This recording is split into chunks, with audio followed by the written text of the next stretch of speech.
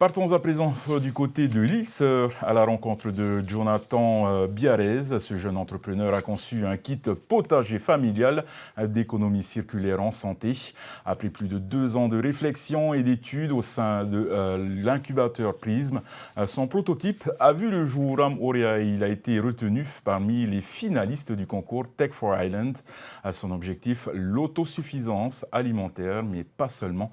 Le projet est aussi sanitaire et social. Naya Bennett est partie à sa rencontre. C'est en 2020 que Jonathan, en partenariat avec l'école primaire de Maharipa, a lancé son tout premier kit.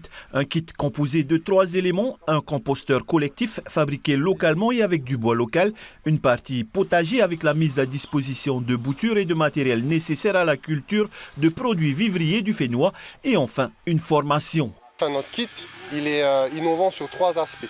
Donc l'aspect de démarche intégrée, ça veut dire que l'on ne traite pas d'un côté le compostage avec les déchets, de l'autre côté la santé des gens et de l'autre côté encore l'autosuffisance alimentaire. On traite tout en même temps parce que l'environnement et la santé, ça va ensemble. La deuxième partie, c'est qu'on a une approche communautaire. Et la troisième partie, c'est qu'il faut qu'on forme des référents locaux et c'est eux ensuite qui vont former les gens de la communauté. Pour Jonathan, manger local n'est pas un phénomène de mode, c'est une nécessité. À travers son kit, il veut apporter des réponses à des problématiques économiques ou encore sanitaires précises. Aujourd'hui, sur l'île de Moria, 1/3 des déchets domestiques sont des déchets compostables. Dans les jardins ou dans les poubelles des Polynésiens, donc sur les déchets verts, sur les restes de repas qui sont jetés, ça cause beaucoup de problèmes aux collectivités, notamment des problèmes financiers. L'autre aspect, c'était que le régime alimentaire de beaucoup de familles polynésiennes encore est basé sur des aliments qui sont transformés, qui sont importés.